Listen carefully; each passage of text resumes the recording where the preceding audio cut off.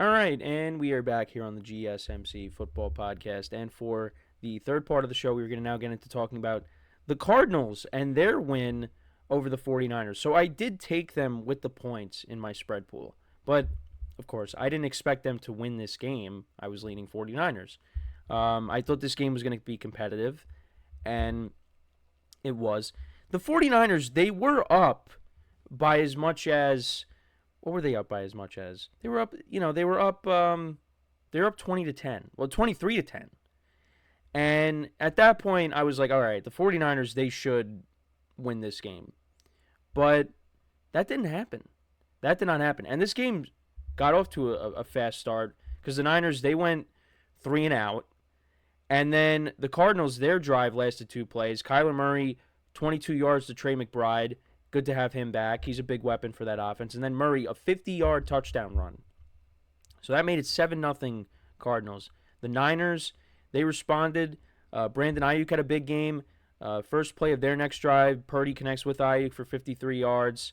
They get it down to the Cardinals' 10, and Jake Moody kicks a 28-yard field goal to make it 7-3. Cardinals then punted, and then the Niners responded again, a 13-play, 76-yard drive down the field, and Purdy connected with George Kittle for a 4-yard touchdown to make it 10-7. And then the Cardinals put together a drive that resulted in a field goal by Ryland for 30 yards. So that made it 10-10. And then the Niners answered another field goal drive, Jake Moody from 20 yards out. So that made it 13-10. Cardinals were driving. Murray connected with Michael Wilson for 34 yards. They got down to the Niners 27, and their field goal got blocked and returned for a touchdown by Lenore to make it 20-10. And then Kyler Murray threw a pick. It was intended for James Conner, but it ended up getting picked off by Nick Bosa, and he returned it for 30 yards. And Jake Moody actually got hurt in the game, so they had Wisnowski kick a 26-yard field goal. So that made it 23-10. So at that point, I thought, okay, the Niners should win this game. But you see the final score, right? The Niners did not score again. They got shut out in the second half by this Cardinals defense. So the Cardinals punted to start off the second half.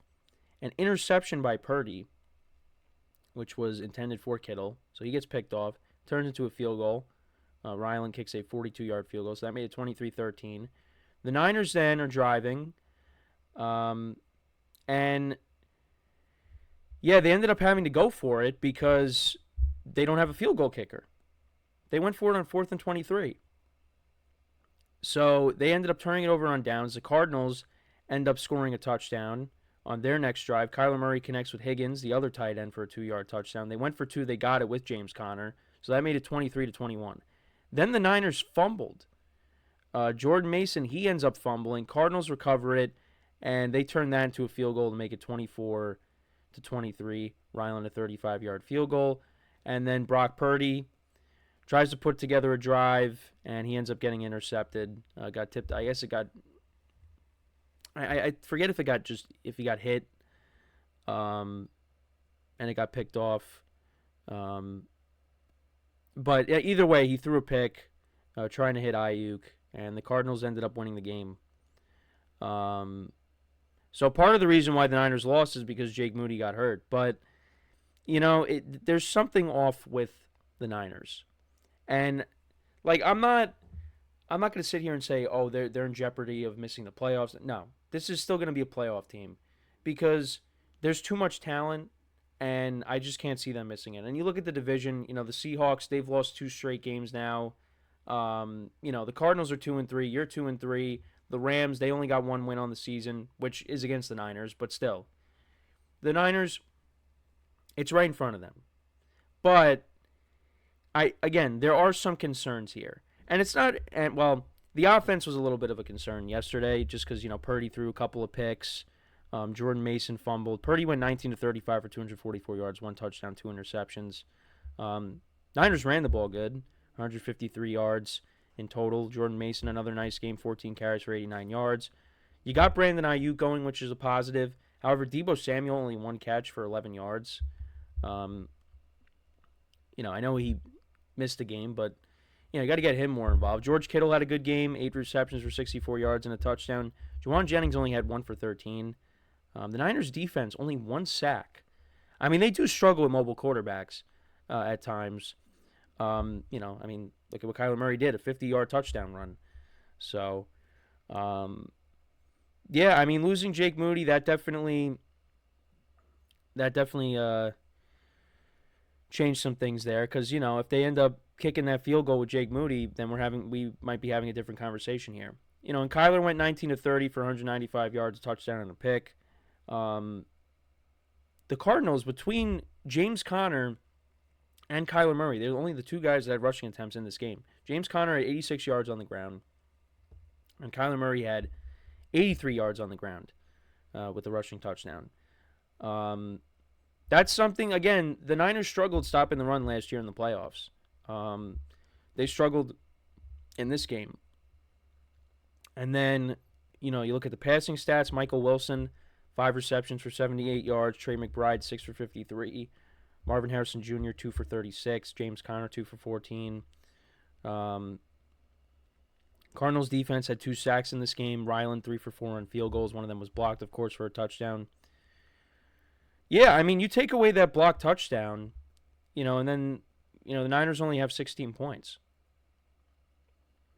They scored only 1 offensive touchdown and then a bunch of field goals.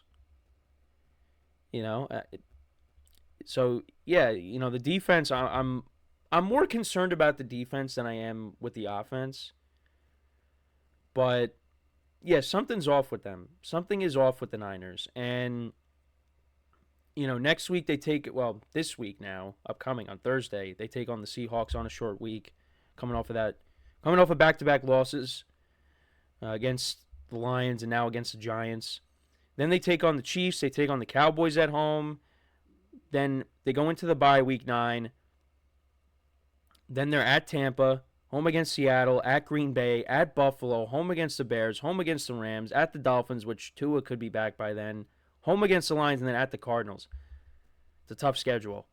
It is a very, very tough schedule. And there is some good news that they might be getting Christian McCaffrey back within the next couple of weeks, which would be nice. Again, it's so weird, the different things you hear about McCaffrey. He's going to be out for a while. Now he's going to be back in a couple weeks. It's a lot of mixed signals that we're getting with McCaffrey. But if the Niners could get him back, that's a huge boost. But Jordan Mason has done a nice job. It's not like they're not able to run the football at all and they're one-dimensional. But McCaffrey does add another dimension to this offense that, yeah, it's missing something. But, they should be able to beat the Cardinals at home. And they weren't able to do that. Now, I don't think the Cardinals, a lot of people have said this, and I agree with it. The Cardinals were not going to be a pushover going into this year. I didn't have them winning a ton of games. But, they're not a pushover, and they have talent on this team. Now, they still won this game without, Marvin Harrison Jr. going off, and Kyler didn't throw for a ton of yards, but they won this game by running the football and cashing in on, mistakes by the Niners. And their defense shut the Niners down in the second half. Niners didn't score. Now, they probably would have if, they had a field goal kicker, because they would have had at least 3 points, but you gotta give the Cardinals a lot of credit here. Did not expect them to win this game. I expected it to be close. I expected it to be competitive, but especially when they're down 13, I didn't think they were going to come back. So, yeah, the Niners, they're looking to find it right now, and I think they eventually will, because again, this is what happened last year. And they were able to find it, and they got hot, and they rode that all the way to the Super Bowl. Now, I don't have them in the Super Bowl this year, but I still think they're making the playoffs. So, but that schedule, it's tough. It is a tough schedule. So, we'll see what happens. But, give the Cardinals credit.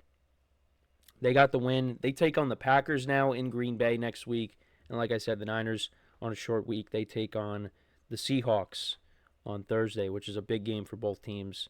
Because the Seahawks are going to be really desperate, because they're coming off of 2 straight losses.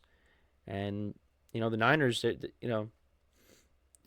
they're looking to find it. They're looking to find that consistency because they just right now don't have it. But yeah, let me know what you guys think about this game. What were your takeaways from it? Again, another interesting game, to say the least. So when we come back from our next break, we will talk about the game in London that got us started off on Sunday yesterday. Between the Vikings and the Jets, we'll talk about that game. We'll talk about Aaron Rodgers' performance, all that good stuff when we come back, even though, yeah, his performance was not great. Was better in the second half, but still was not good. Was a forgettable game, a very forgettable game for the Jets. Well, at least the Jets starting quarterback. But yeah, I mean, we'll get into all of it when we come back.